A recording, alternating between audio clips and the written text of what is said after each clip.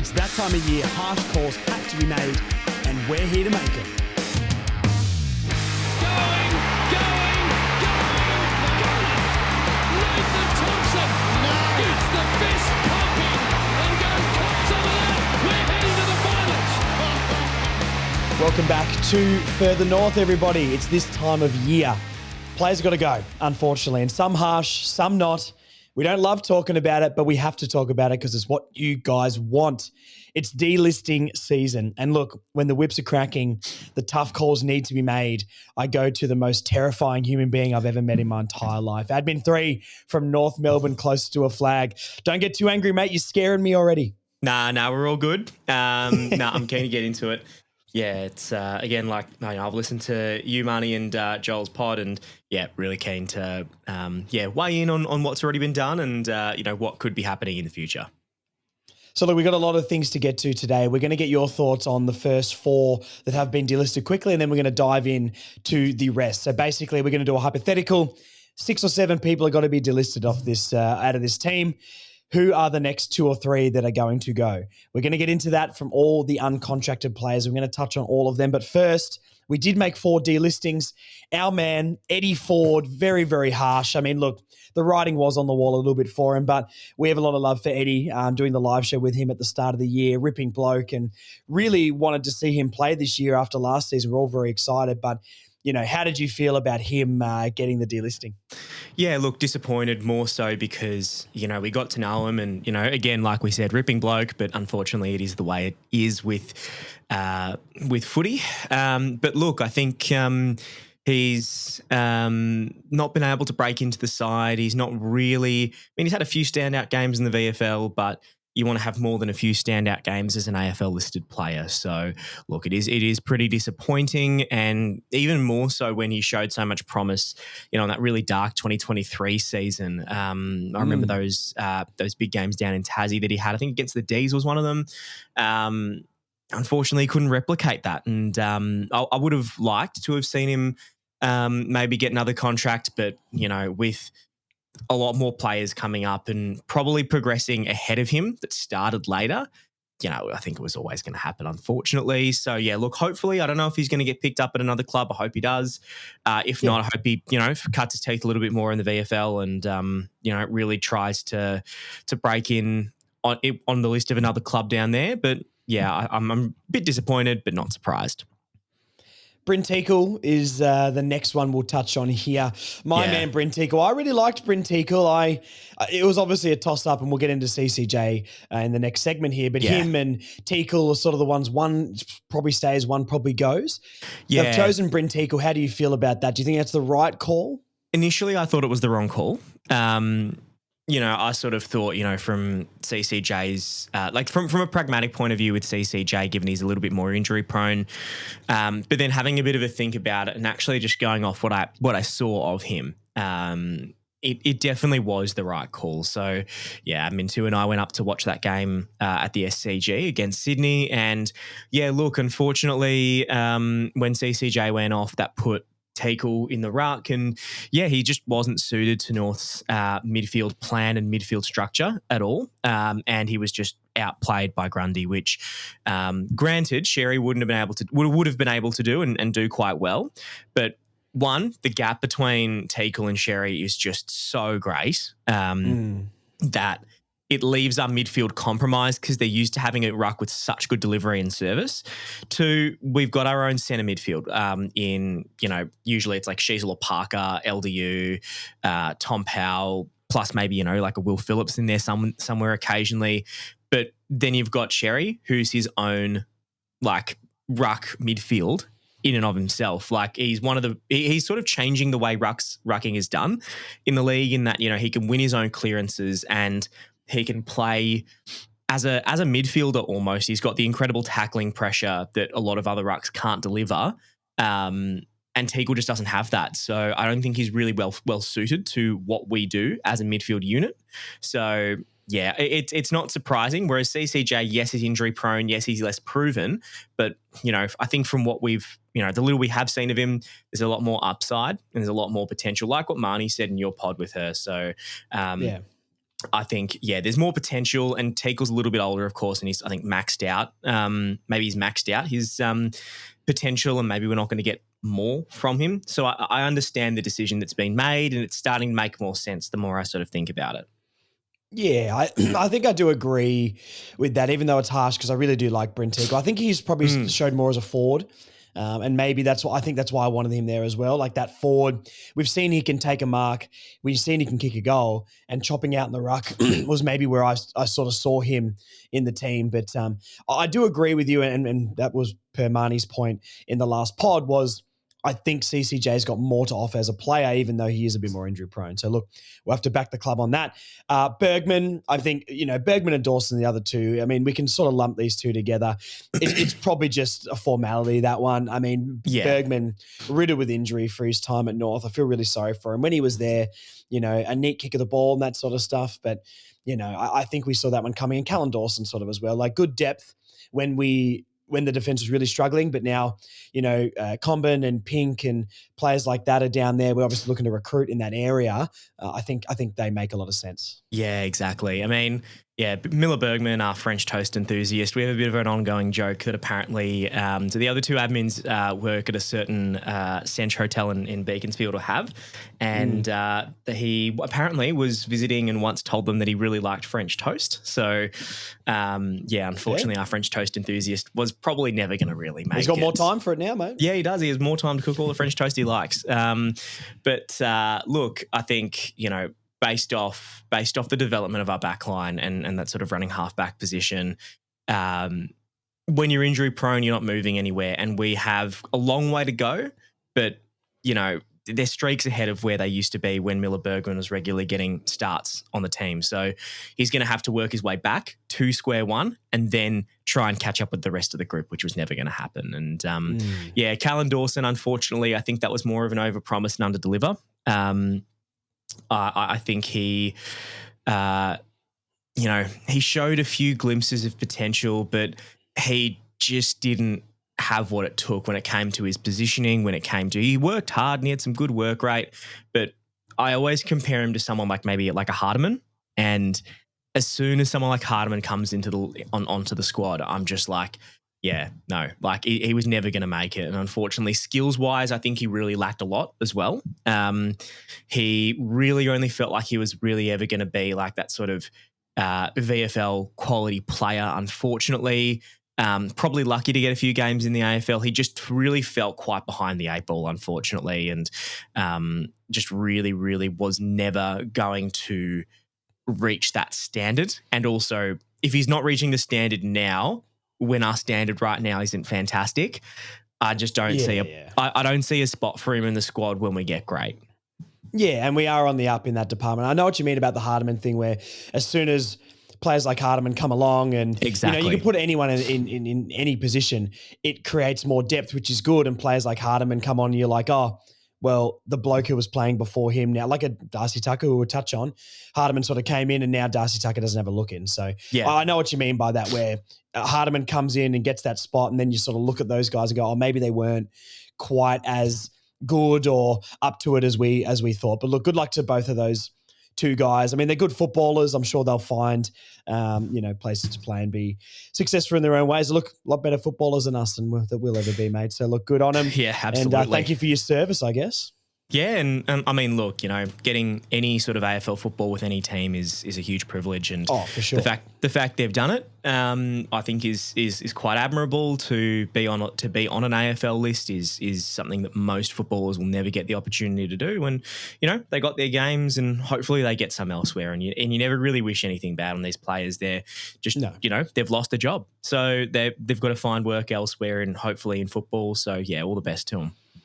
All right, well, look, let's get into the next group of players. So we've got a few more players who are currently out of contract.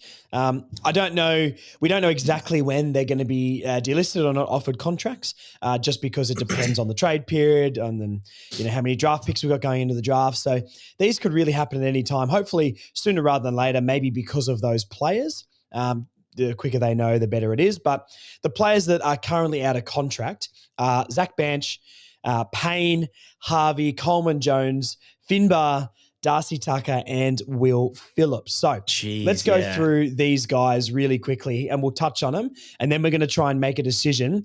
I think we're going to try and pick 3 of those who have to go to make it 7 delistings. For the current draft picks, you probably think we want 2 or 3 players incoming. We want a couple of draft picks, and we are going to lose our 2 extra list spots. So that does make 7, and that's maybe the boundaries which we're going to operate in this podcast. Do you think that's fair enough? Yep, I'm happy to roll with that.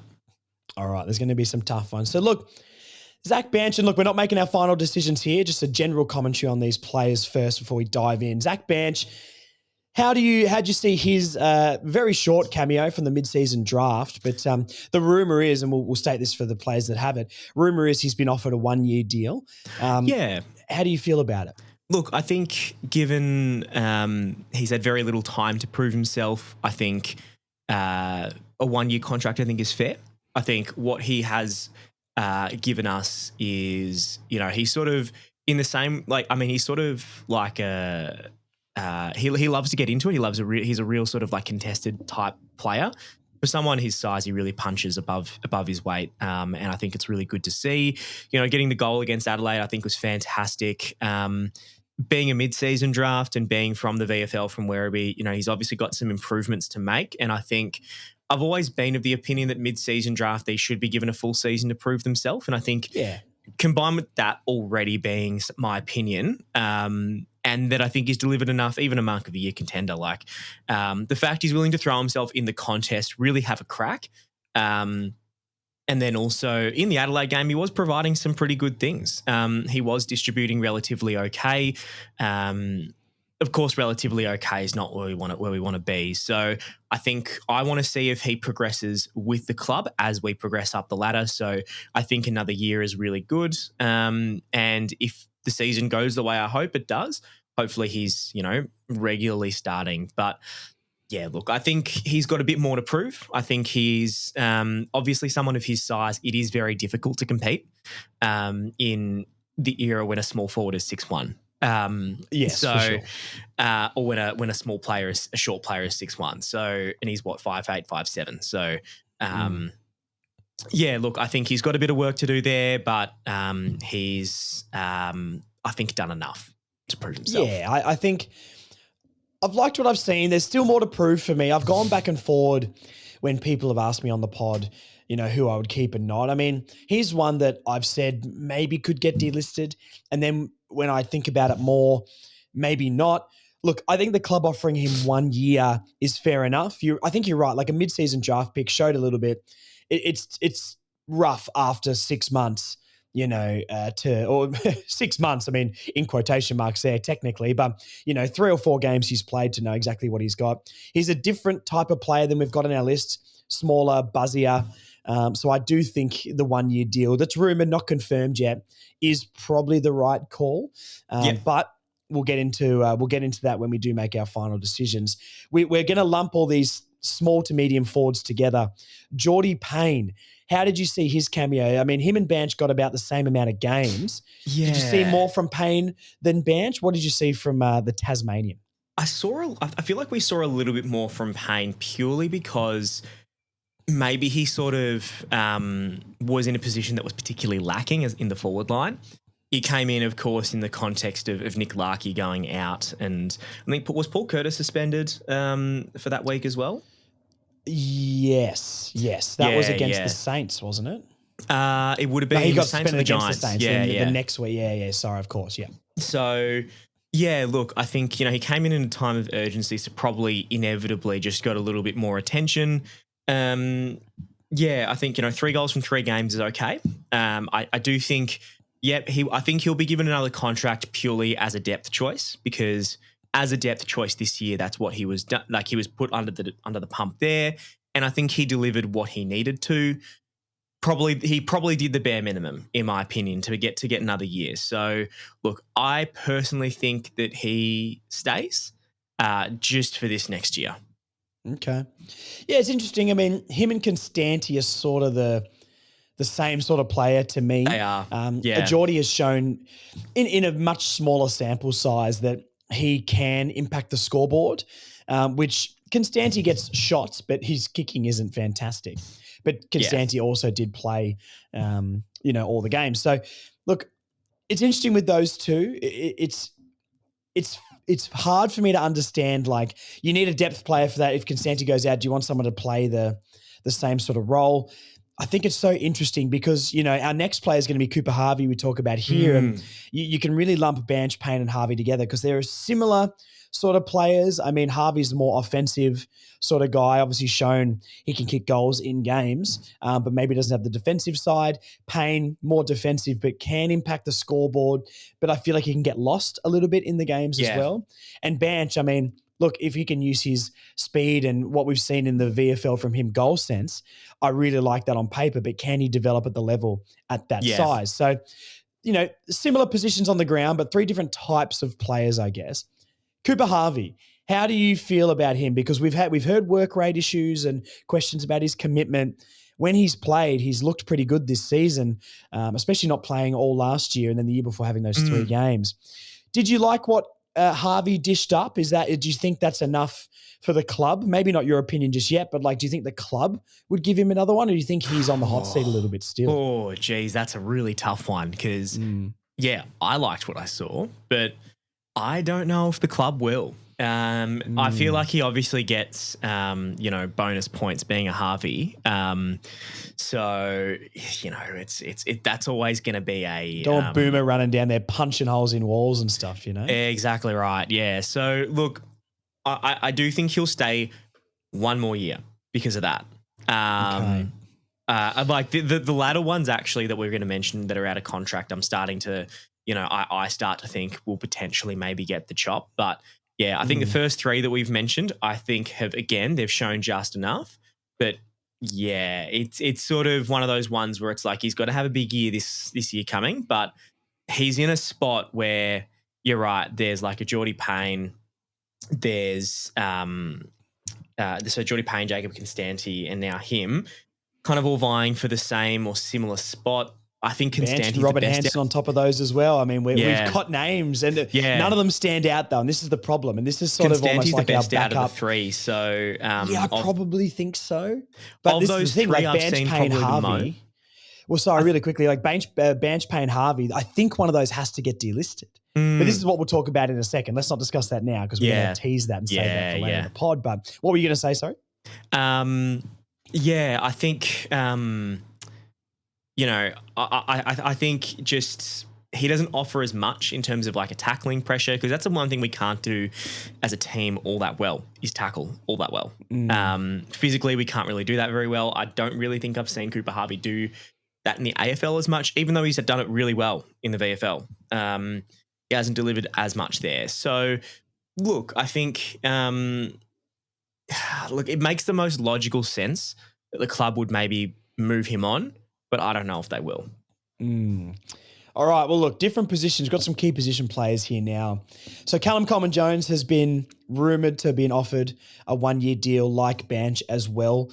Fairly reliable sources there. So I think we can sort of assume that Banch and Coleman-Jones will get the 1-year deal, even though when we go to what we would do, we can just exclude that, even if you think one of those should go. But Coleman-Jones, I mean, there's not heaps to talk about with him. I think, I was the OG Coleman-Jones backer, right, in the first year of the podcast. And, the discussion here maybe needs to be, so why did they pick Coleman-Jones over Tickle? And we touched on this earlier, where I think Coleman-Jones's form in the 2s was very, very, very good.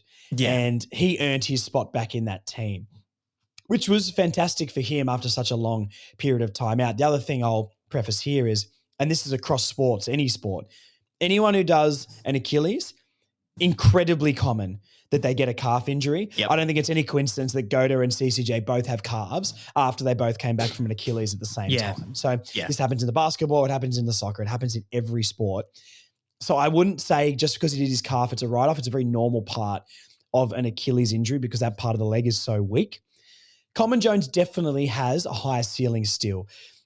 The one thing I hate about internet commentary, besides the many, many, many thousands of things, is just because someone is 27 doesn't mean they're washed and they're old.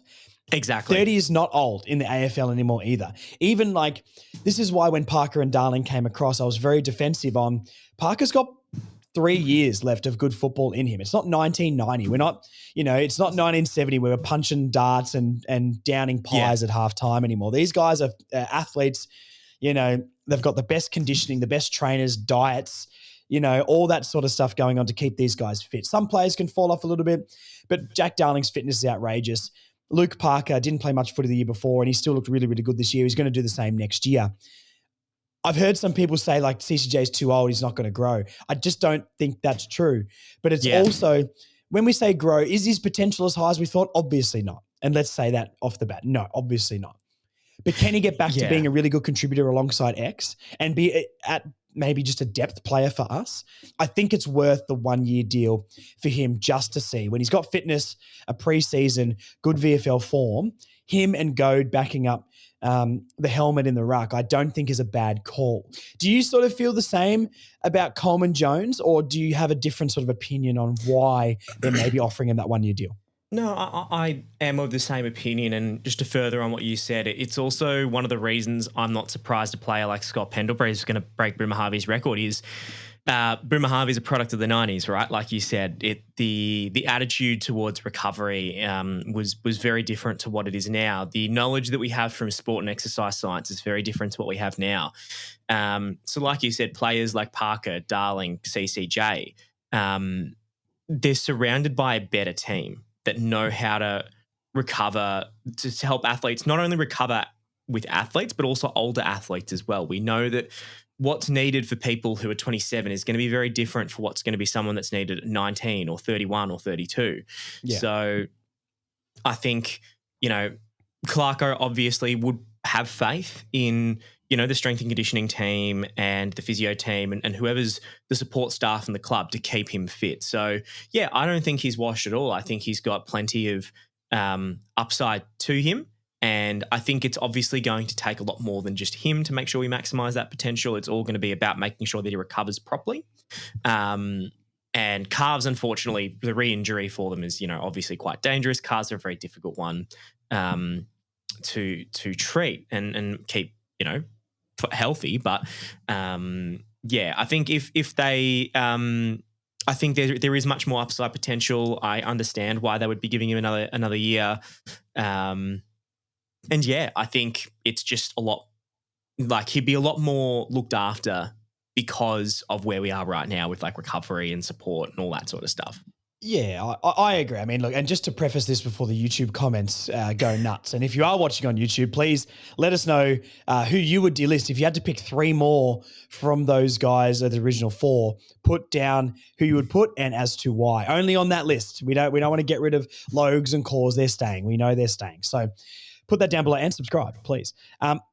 Coleman Jones, when we say he's got a higher ceiling and potential to give, we're not saying that he's going to be our number 1 forward option or he's going to be our number 1 ruckman. And yes, obviously that sort of depth player would be preferred, but in the situation we're in, new contract, it's going to be cheap. We know it's going to be cheap. He can offer depth and competitiveness at the level. And I think that's what we want from him. So fair enough. Look, let's go to Finbar. Another really interesting one, because I was never crazy hot on Finbar, not because I don't want to love him and, seems like a ripping dude, big mustache. I love when he leaps for those marks. And I know the kicking is maybe been a little bit overdone, but, Trembath is obviously the perfect comparison here. And Trembath came in and just looked like a footballer, regardless of the goals he kicked, just looking like he's played the game his whole life. I'm not saying Finbar hasn't, but he looked like a more natural footballer. Do you know what I mean? He sort of read the play a bit better. He got into positions to lay tackles and just looked more comfortable at the level. He always looked in the game. 9 goals from 3 games is crazy stuff. Finbar's an interesting one. What's your opinion on him? Do you like what you saw from Finbar, or is he a potential, before we get into it, a potential delisting candidate for you? I'm actually going to go out on a limb and say potential delisting. I think he's a fun player. I think, he's obviously, a bit of a cult favourite, but the thing for me that I can't get over is he just needs to improve his marking. He is streaks behind Cooper Trembath, who I... Because interesting, because people would say that's his strength.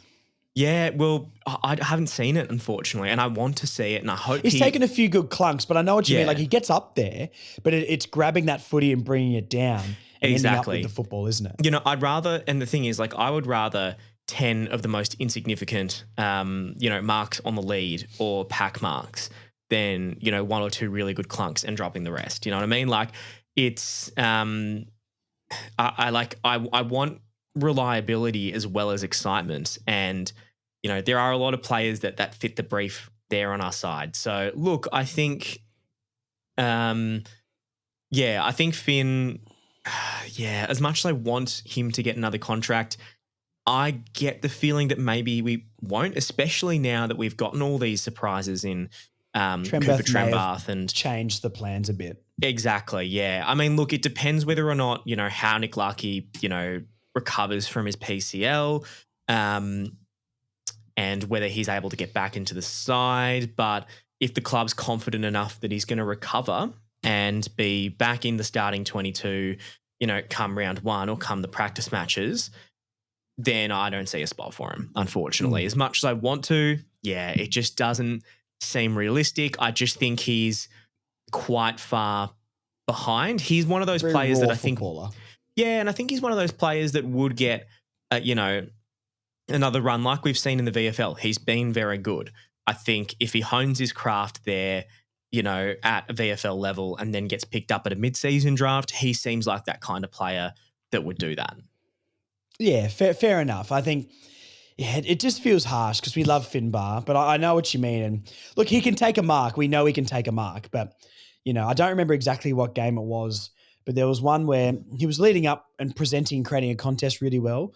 And I don't expect someone to come down with it every single time, but, Trembath did find a way to maybe not leap as spectacularly, but come down with the football. And I think that's what I mean by like a natural, a more comfortable looking footballer at the level. And Finbar may have, Trembath may have definitely changed the plans for Finbar. So look, it'll be an interesting one. The two more experienced players here, Darcy Tucker and Will Phillips. Let's start with Tucker. This is the one I think we can all agree it's time to move on. But I would agree. But will the club do that, or will the club see him as experience, depth, and reliability? What do you think about Darcy Tucker? Yeah, I think this is the inverse of the Cooper Harvey thing where I think he should go, but the club thinks, I think he should go, but the club thinks he should stay. Yeah. Darcy Tucker, I think I think he should go. Actually, no, it's the same. Sorry. Yeah, I think he should go. But the club, they're going to want that experience, but what kind of experience are we bringing in? It's all well and good. Like, I mean, in 2022, we had experienced players like Josh Walker. I mean, that's an extreme example. The streets remember how good he was, mate. Oh, that 0 goal, 0 haul against Fremantle. But look, take me back. Yeah, maybe not. But look, I think, we've already, as our backline is lacking. I understand that. It is our weakest aspect. Like Marnie said, we're scoring a lot, but we're conceding a lot. But why are we conceding a lot? Unfortunately, a few of those games, we had Darcy Tucker in our backline, and it's just sort of like, fundamentally, we are better with it. We've been better without him. Yes. That is the fundamental thing. Like, just purely down to the balance of things, how we've gone results-based. We've just been better without him in the squad. It's development of Hardemans and stuff like that too, right? Because McCurch playing off there, like Finn O'Sullivan as well. You probably look at Hardeman and Phil O'Sullivan as the two that have sort of taken that role. Obviously, McCurcher and Daniel, a different type of player. Like an Archer going down, even not, obviously a back injury, and I really hope he's okay. But, I think development of those players and evolution of us as a better unit, and especially moving forward with the football, sort of puts him on the outer. So I agree with everything you're saying there. Like, it makes sense to delist him. He's one of those players, and it was the same at Fremantle, where as soon as Fremantle started to get better, Darcy Tucker maybe didn't fit into that anymore. I think he's played a role. He's had some really solid games. He's had some others where he barely got a touch. But I think it's just the right time to make way with a player like him for someone who's got a little bit more talent, or if a Starcevic does come in, or a Jake Lever. I know it's not the same position, but you know what I mean? Like, Yeah. there's things we're trying to do to upgrade those positions. Archer will be back. McDonald will be back. They're all going to play over him. You Yeah. know, Hardiman's broken into the team and is probably a best 22, 23 player at the moment. There's more depth there. So I think it's time. But it just makes me so nervous that the club wants his experience there. And this is the thing, right? Like, I actually do believe, because I think Jake Lever was spotted touring Arden Street. So it's actually... we did talk about that last night on the stream. If you missed the stream, you can go watch the replay. Yeah, so he is looking okay to, you know, it's looking, you know, like a possibility. But, you know, if he comes in, like, do I see a Darcy Tucker with the likes of McDonald, with Hardiman, with Archer, like that, and with Lever? Like, that name it doesn't fit there. And then like Caleb Daniel, like, it's just... I feel like we're sort of, you know, he was obviously one of those emergency players that we kind of took when Clarko was really, you know, jumping into. We got him with that assistance package as well. Exactly. Yeah. He quite literally was one of those emergency players. And, you know, I think maybe it's almost a good thing. And I actually do, I'm firmly of the belief that we have progressed beyond the need for his services. As much as that sounds quite cut and dry, it's just a player like him, you know what you're going to get. And I think he provided a benefit for us for a time.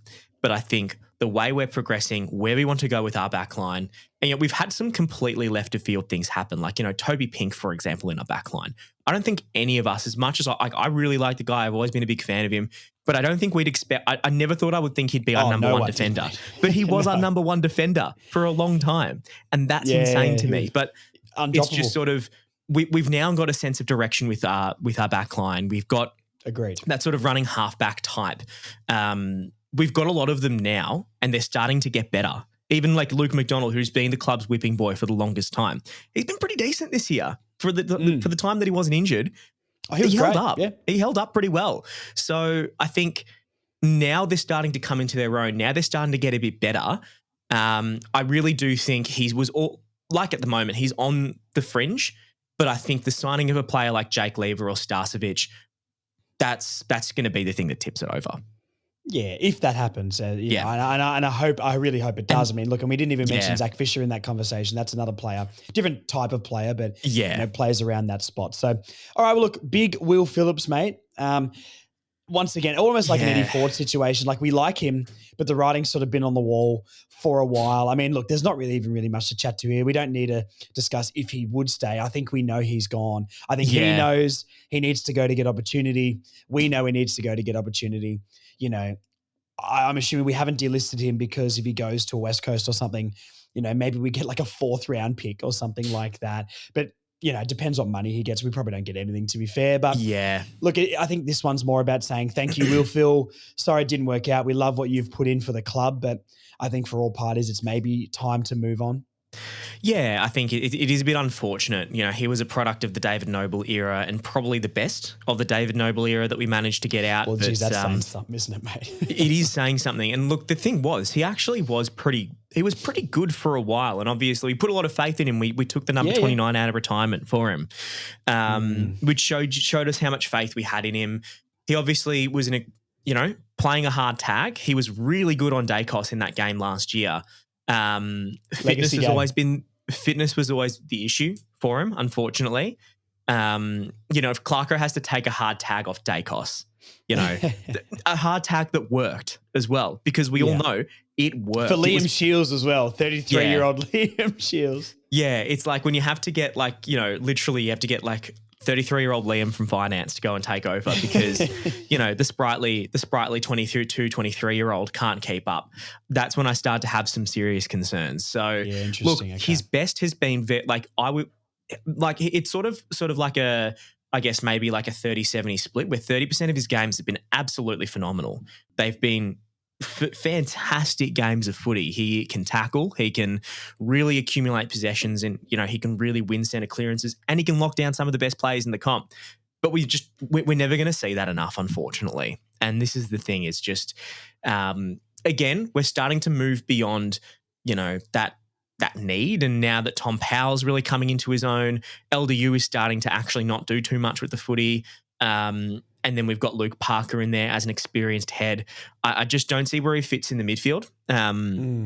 And she's obviously dominating in there. Yeah, and Sheasel's you now expect moved off. McKercher and O'Sullivan to go Yeah. through there in the future as well. So Yeah, like Sheasel, McKercher, Sullivan, Powell, links to Windhager's, Parker. yeah. Like these are genuinely very, very talented names. And, you know, the thing is with North Melbourne as well, we've always been very, very good at clearances. We've had like a Todd Goldstein and a Tristan Sherry in there since 2009.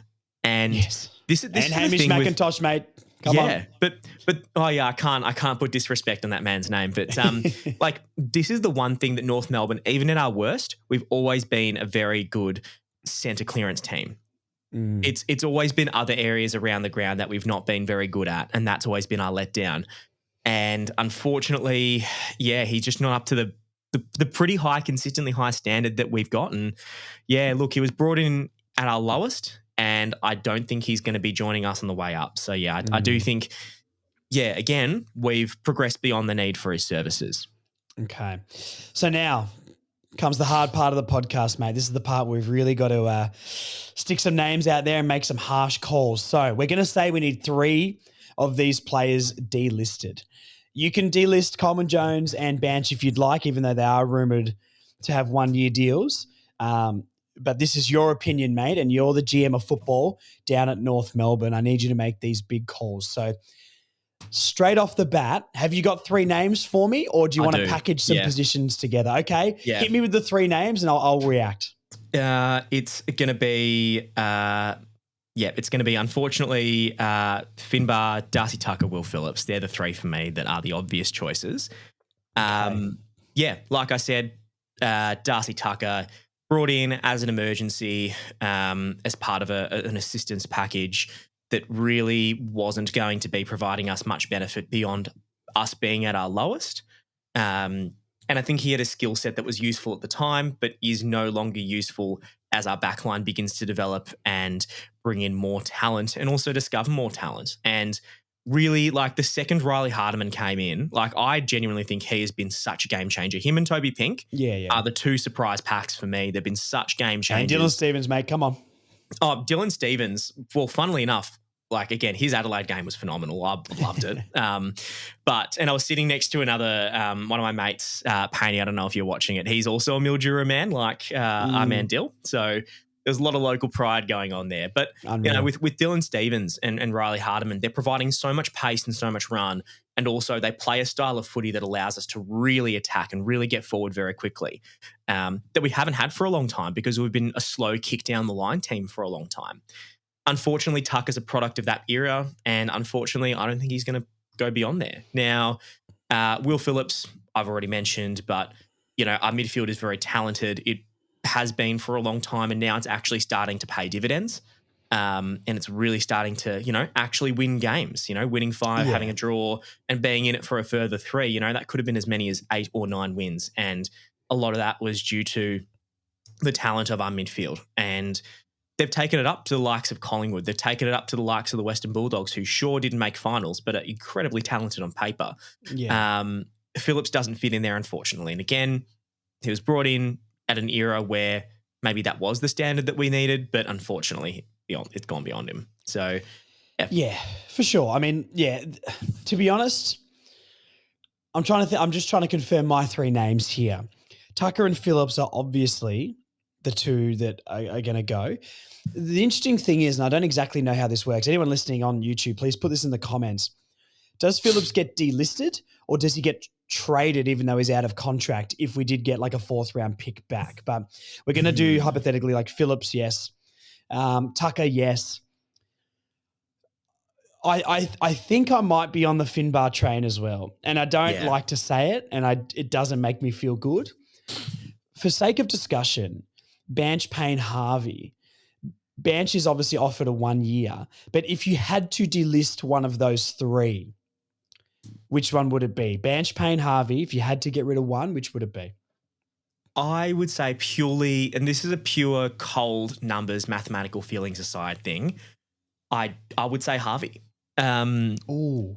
And that breaks my heart. I got a number 29 on the back of my childhood jumper for his dad, but I purely think that because I just think from where Cooper Harvey was at the start of his career compared to where Banch and Payne are at the start of their careers, I've seen a lot more from them than I have from Harvey for a very, very long time. Granted, I think Harvey's year this year was better than the other two, but Okay. we have to think at the end of the day, Harvey is 21, and he's had a few years on the list, whereas Payne and Banch, they're relatively new. So they're a bit newer, and I've maybe seen a little bit more.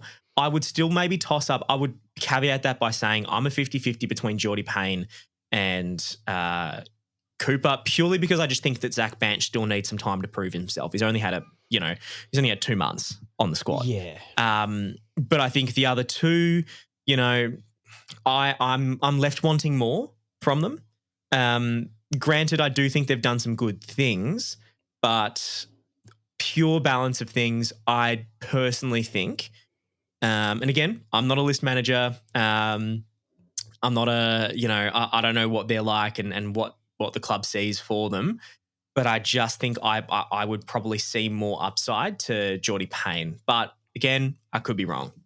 Okay. See, I would swerve on that. I would go Geordie Payne. Yeah. And I don't want to local Tassie boy. I got to back him, but yeah, like Banch, I think my brain definitely has the Banch has got a 1-year contract thing in it, but I that buzzy, annoying little small forward is something we need, and I don't know if he's got that in him 100%, but. I think we need to try him. I think what you're saying with him only having a few games and a short time on the list is true. I think Harvey played really, really well. And, imagine if a Curtis did go down. I mean, that's the guy you bring in, right? Eddie Ford's not going to be there. I think he's there for depth. And when he's playing well, he breaks in. He's shown he can kick goals, shown he can kick multiple goals in multiple games. Yeah. I'm going to go Harvey stays, and unfortunately, I think Payne and Constanti are basically the same player. I know Payne has shown a little bit more accuracy in front of goal, but Constanti, I just think you can fix kicking. I think kicking straight is something you can get in the lab and you can fix that up. It's so the effort isn't a question with him, the endeavor. And I know people don't like Constanti, but realistically, he played a lot of games for a reason, and he does offer a lot if he can impact the scoreboard more. They're pretty similar in age, to be honest. I think they might be the same age. And it feels like Constanti is so much older when he's not. Constanti's 20. I think Payne's 19, if I'm not mistaken. So basically the same age. Clearly, Constanti's got more talent just where he was drafted. I think you got to stick with Constanti and try and fix his kicking up and get more reps into him. So, look, I'll say, and out of Payne and Finbar for me, it really, really depends. Players like Payne are easy to find, I think. Key position, now we're going to have Darling, Trembath, Larkey, Coleman Jones, we're assuming, Whitlock down there. So there's 5 key position players. I guess Will Dawson can swing if it need be. Oh, yeah. Yeah, I'll probably say Finbar. But the thing that I really hesitate about is Cooper Trembath's only played 3 games and he was phenomenal. I love Cooper. Yeah. Obviously got to chat to him when he got drafted. He's blown me away, but what if he's not that every single game? You know what I mean? Yeah. Like if he came in and had a game where he didn't kick 3 and had no goals, what would we be saying? I'm excited for him in a preseason, get his body right. He looks like a mega talent, and I hope he kicks 3 goals every game for the rest of his career. But what if he isn't? Like, it's a crazy expectation on a guy who was a second mid-season draft pick. You know what I mean? I know, so yeah. What if he's not him? What if he's not the guy? Then I would, because as an example, hypothetically, if Cooper Trembath didn't come on, we'd be screaming, we need to go get that key forward. But a mid-season draft pick's played 3 games, done very, very well, and now we're not worrying about a forward anymore. Yeah. Oh, I don't know. And I want Cooper to be that guy 100%. I think he can be with what he showed, but what if? You know what I mean? Yeah. So, then you got Whitlock, and understand that, but for depth, I would still go and recruit that mid-20-year-old key forward who's physically ready but not getting opportunity. That's what I would Yeah. still like to do on top of that. So that being said, I'll say Finbar, but Geordie Payne would be the one out of those smaller blokes that I would delist. So Yeah. yeah, oh geez, it feels so harsh, man. And I don't want to be, and we're doing our best not to talk any smack about any players really, because I respect all these guys and they've done their service for North Melbourne, and we genuinely wish them all the best. Obviously, I mean, we shouldn't have to say this, but we know what the internet is like. Yeah. Um, Yeah. But look, we got there, mate. We've made the big calls. Let us know down in the comments if you agree. Are we harsh on Finbar? Are we harsh on Payne? I think everyone will agree with Tucker and Phillips. Let us know all your thoughts, because it's really interesting to see. Look, we might finish it up there, mate, I reckon, just so it doesn't go too long. I'm going to, after the W game, I'm going to tack on a little bit of W chat after this. So we might finish it up there, but thank you for joining me on this. Thank you for making the tough calls, mate, and putting yourself on the line there, No, thanks for having me. Obviously, not the easiest thing to do. We've seen, good things from a lot of these players, but unfortunately, it is that time of year where, there's a draft coming up, people's contracts are coming to an end, and, at the end of the day, we are still 16th on the ladder, and we do want to move up, and moving up is going to involve leaving players behind. So, yeah, look, it's a sad reality of footy, but one we're going to have thoughts on, and have to live with. The streets will never forget Miller Bergman's first ever game where his shoulder got absolutely obliterated. So, yeah, poor Miller. But look, I hope his body's all right, honestly. Like, that was such a crazy first game for him, and then to do, a season-ending injury this year as well. I mean, geez, all the best for those guys. Yeah. But look, let's sign off. Thank you for tuning in, everybody. If you're watching on YouTube, please like and subscribe. Put your comments down below, which we're streaming now. We did have some Jake Lever chat and Starcevic and all that sort of stuff on the stream. You can go watch that back on the YouTube channel. Everyone listening on the podcasting apps, 5-star reviews if you can. Thank you for following along. Keep up to date with all of the socials. That's where your thoughts can get read out on the pod. You can jump on the pod on the live streams as well, and all the information is there. Obviously, Rashaan, you're doing great stuff with Close to a Flag. The three admins are cooking in the lab as they always do. So I would be shocked if anyone didn't follow Close to a Flag who's listening to this podcast. But if you don't, North Melbourne Close to a Flag, get on that. The boys do great stuff. Rashaan, thank you so much for jumping on, and we'll get you back very, very soon. Absolutely, yeah. And now I'll be off to watch the girls hopefully get another dub. Oh, there's a dub coming, mate. Don't you worry about that. I mean, Jasmine Garner, 6 goals last week, 10 this week, potentially. Oh, geez, I'd be storming the pitch. She's playing the Dusty Martin forward pocket role. It's outrageous. Oh, it's incredible, isn't it? Yeah, I'm excited to see it. And, hopefully more of the same. Absolutely. Chat to you soon, guys. See ya. Thank you for listening to part 1 of this podcast. Now, part 2, AFLW. God, these girls are good, man. It's out of control. I mean, we've just gone over to Perth, played the Dockers, and I mean, it's 114-14. We've got a 100-point win. Is that the biggest win in the AFLW? I'm not too sure. I think they were hinting to that on the broadcast, but I have not confirmed. But regardless, 100-point win. It's going to be a pretty easy flight home when you win by 100 points. It's just a clinic of football, isn't it? I mean, the first quarter, 37 points to 6, it ends. My God, I would love to see this.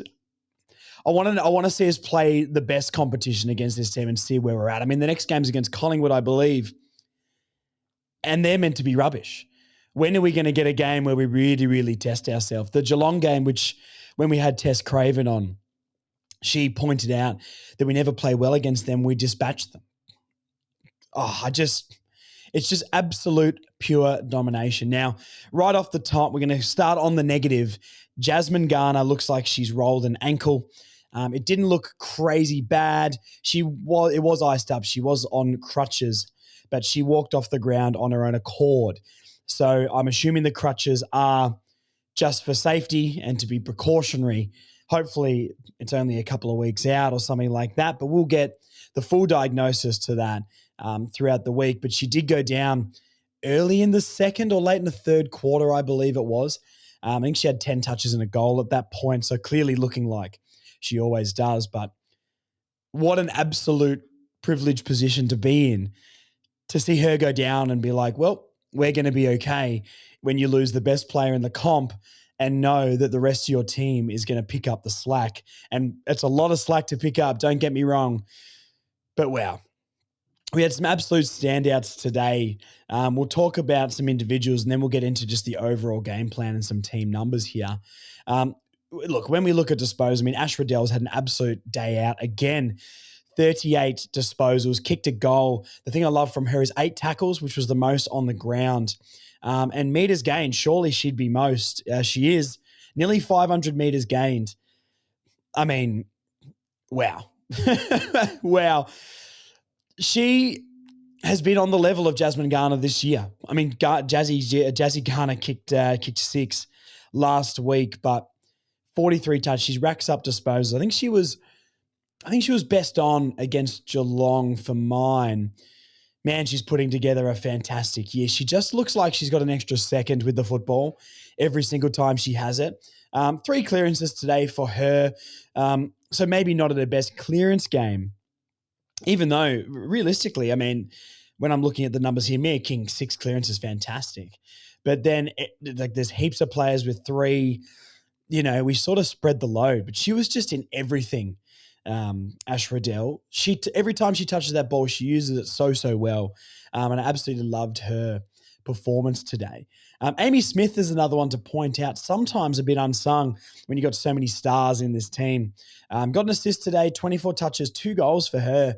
I mean, roaming around everywhere, 12 quicks, 12 handballs, 7 marks. So a really, really good game from her as well.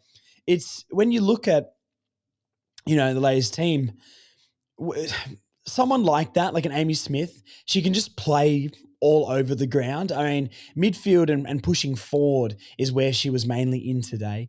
But I don't know, she covers the ground really, really well. So fantastic game from her. I mean, it's Emma Carney's return as well, which was really exciting. Once again, I mean, look, the old dog, but 22 touches on return, 424 meters gained, roaming around that halfback midfield place, defensively so solid, gets the ball. She's just got a step where she can remove herself from the danger and then play that ball forward.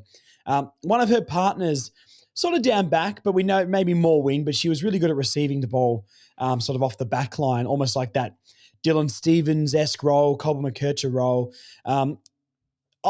Taylor Gatt, like the run she provided, and O'Loughlin as well. Not Alice O'Loughlin. Oh my God, O'Shea. Sorry, too many O's. Erica O'Shea and Taylor Gatt. The amount of run they provided off the half back line, especially O'Shea, because when she gets the ball, it's a bit of Sean Atley about it. I'm not going to lie, but she runs and it's penetrating. The ball, it's such a penetrating kick, almost like when you see Hardiman run up the line and just put that ball 50 plus meters down the line. Erica gets that football and runs, and she's so athletic. Look, if you follow any of the girls on Instagram, the 6-pack on her is outrageous. So we know she's in peak physical condition. But man, she runs all day, competes with that ball, gets it and goes. And then Taylor Gatt, I mean, only 15 touches, but watching the broadcast, she felt like she was in everything. Every positive forward movement she was a part of, and uses the ball incredibly well as well. Kicked a goal. Was it the first goal of the game? I believe it may have been, if not it was early in the game. I don't know. For such a young player, I mean, she just provides so much run and support. The midfield group for this, for our AFLW team, Tripodi did fantastic stuff, and we know what Riddell does, and they just run as a pack. Tess Craven today, I thought she was really, really good. Every time she gets the ball, she makes the right decision and she hits the target. I'll say this till I die. She's the best kick in the team. She's the best disposal in the team. Every time she handballs and especially kicks the ball, 15 meters, 50 meters, who knows? It goes to the target and it hits the player on the chest. She put this ball into the 50 and the player didn't mark it. I can't remember exactly who it was, but she's just weighted it so perfectly. And the camera angle was behind Tess and she's put this ball out in front and it's just dropping perfectly where it needed to. Unfortunately, the mark wasn't executed, but God, the disposal is fantastic. Let's have a look at all sort of these midfield girls. I mean, Mia King, we know what she did at clearance. Sheeran today was one that I was really, really impressed with. Coming over from the Tigers, she just racked up the football and used it very well and showed why she's an All-Australian. So, God, to get a 100-point win without Jazzy Garner there, this whole midfield group, it's just outrageous. It's just outrageous. I mean, put all your money on back-to-back this year. Really quickly, I've just noticed there's someone called Indiana West on Freo's team. That's awesome. What a fantastic name. Let's talk about the defense. There's a lot to talk about in the forward line.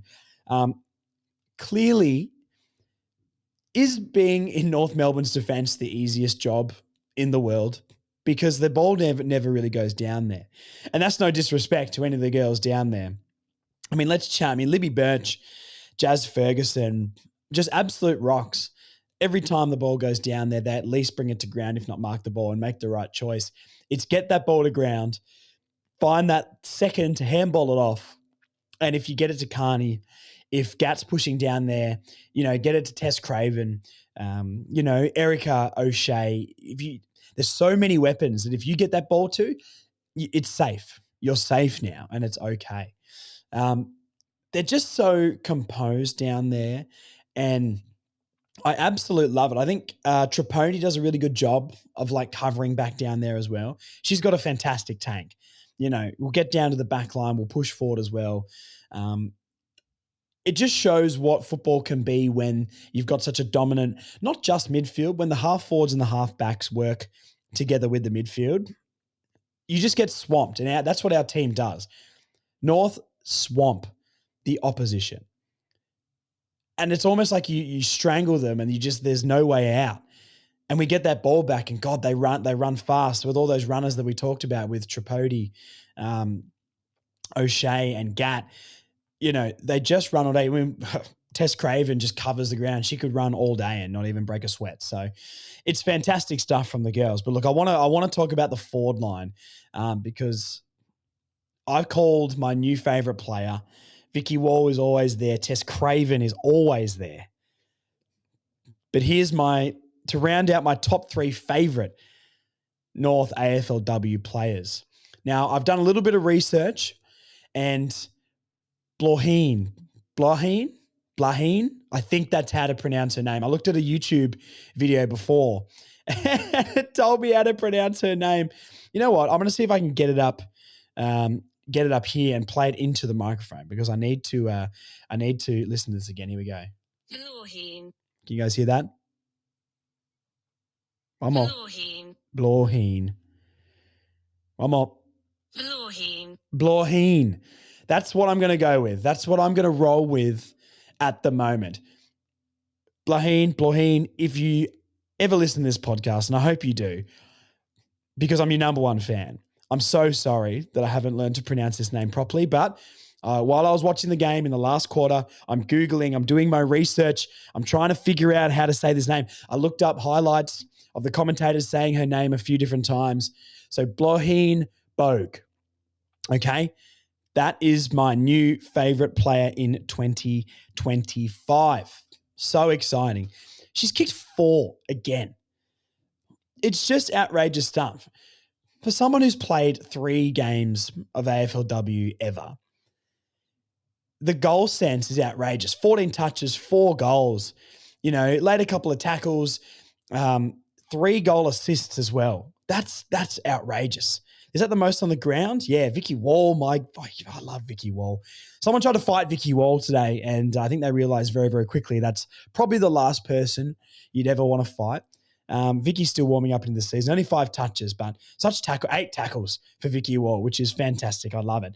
Nothing better than when she tackled this girl on half 4 and they got up and had a little bit of a scrap and Vicky went full. Not today. Absolutely not today. And the girl went running. Fantastic stuff. But back to Bogue. I don't know. I haven't watched AFLW the whole time it's been around. The last couple of years, I've really, really got into it. And I don't know if I've seen someone adapt so quick, or I wonder if this is normal for someone to adapt that quickly. But so much praise. So much praise for this girl. She's unbelievable. Box office stuff. I'm so excited to go to the game next weekend and watch her play live. Yeah, man. 4 goals. I mean, it's crazy, crazy stuff. Talia Randall is presenting so well at the moment as well. 4 marks. Fantastic contested work for her in the mark as well. Kicked 3. We pointed out last week that Kate Sherlaw doesn't look like she's at her best at the moment. But Talia has absolutely stepped up and taken that number 1 key forward role. And geez, the forward line is dangerous. I mean, Amy Smith has sort of been around that midfield half forward role and kicked 2. And also O'Loughlin looked really, really dangerous in this one as well. 2 goals, 3, not the most accurate, but she's everywhere around every single pack in that like forward part of the ground. She's buzzing around it. She's got a little bit of dog in her, you know what I mean? Every time she's around the ball, you can see her eyes and the snarls she's got. She kind of looks like she wants to hurt somebody, which I absolutely love. So she's got a little bit of that pit bull about her, and I absolutely love it. 2 goals, 3, but you know she can be incredibly damaging. We've seen that in the finals last year. Incredibly damaging. So, look, I mean, there's so many players. When your team's this good, I'm sitting here and trying to be like, is there any sort of negative to balance this performance and this team out, just so it doesn't sound like I'm being overly positive about the women's team? And I can't, because they're so good. They're so good. And it's so fun to watch. There's so many plays where they just link up so well, like we see with the men's, and you see that beautiful link up play from the back line to the forward line. Maybe not necessarily our men's team, but you know what I mean? Like, there's someone running past for the handball. You know, Ash Riddell will get the ball and turn and create space, and bang, someone's running past, get the hands off. It's clean and I love it. So I'm looking through the names here and no one played a bad game. You've got, you know, fantastic role players in this team as well. You've got the stars. Man, I mean, Tessa Boyd, Eliza Shannon, I mean, they all do what they need to do down in that back half of the ground. Maybe not crazy outstanding players, but important cogs in this team. But the stars we've got, which is bloody half the team, would not have their shine without those players to back them up as well. I mean, we've pointed out nearly everybody here. Jenna Bruden, her first game back, the eyeliner, unbelievable. Every time I see her, you know she loves the My Chemical Romance, and I do too, Jenna. I do too. She's just got a ferocity around the football, doesn't she? A fantastic return as well. What was the lady's name who got dropped? Amy Gavin Mangan, that's right. I thought she played really, really well the week before. And to get dropped, obviously to bring in, you know, Bruden and Carney, you know, you got to make way for names like that. But hopefully Amy gets another chance with Jazzy Garner. Unfortunately, maybe missing a couple of games. So, look, superstars all over the place here. What a absolutely barnstorming win this is. I mean, look, we'll look at some numbers here and we might finish this pod up so it's around an hour long. I will be covering the girls more as we go on. While there's trade stuff and so much stuff with the men's team to talk about, it's hard for me to find time because I have a life outside of this. I'm going to dinner with a mate literally as soon as I finish this up. I mean, look, inside 50s, 46-19 is absolutely ridiculous. Disposal efficiency is over 70%. That's just ridiculous. I mean, 58.7% efficiency inside 50. Geez. Once we get that ball on the forward line, it is... you just can't stop it, can you? Look, stoppages, we actually got beaten. Hit-outs, we got doubled in the hit-outs, 30-16 hit-outs. Maybe, and look, I'm not going to point out our ruck is an area of weakness because clearly the midfield's good enough to make up from that. But imagine if we were winning hit-outs. Clearances 33-24. Fremantle dominated the midfield, but it was around the ground that was just suffocating from North. 12-6 centre clearances, 21-18 stoppage around the ground. So look, maybe that is the Jazzy Garner effect, right? You know, you get the best player in the comp out of the middle, and maybe we're not winning it from clearance, but it's the rest of the girls' work around the ground that gained us possession. And as soon as we gain possession, there's just numbers all over the place. I mean, contested possessions, uncontested, we win. we did what we needed to do. 44 to 75 marks. I mean, 21 marks inside 50. Outrageous stuff. And we kicked 18 goals in the end, which is just crazy. Laid 70 tackles for the game. I mean, we had the majority of the ball and laid more tackles than them, which just shows the ferocity that it is. We need more bounces, girls. Only took 1 bounce for the game. I think we need to start taking more bounces. The ultimate cockiness. What an absolute clinic from North Melbourne. And we didn't even win the stoppages. We didn't even win the middle battle out of the ball ups. But around the ground, there is not much you can do. Look, let's leave it there. The girls are playing next Sunday against Collingwood at Arden Street. Please get down there. I'll do everything I can to get down there. I'm planning to. And we should have the crew involved as well. Hopefully Marnie, Rashaan, Joel, we can all be down there and come and say hi. Let's walk around. You can meet the girls. You can have a kick on the ground as well. It is really, really fun. If you haven't been to the W yet, I mean, look how this team is playing. It's genuinely a fun day out down at Arden Street. And sometimes some of the men's team are walking around there as well. So, look, let's finish this part of the pod up here. Thank you so much for tuning in, guys. If you're watching on YouTube, please subscribe, like, and share it around. The growth has been fantastic. Let me know what you think of the live streams as well, and we'll do more of those soon. All right, let's finish it up here. Go North. We'll chat soon. See you next week. North will Collingwood at Arden Street on Sunday.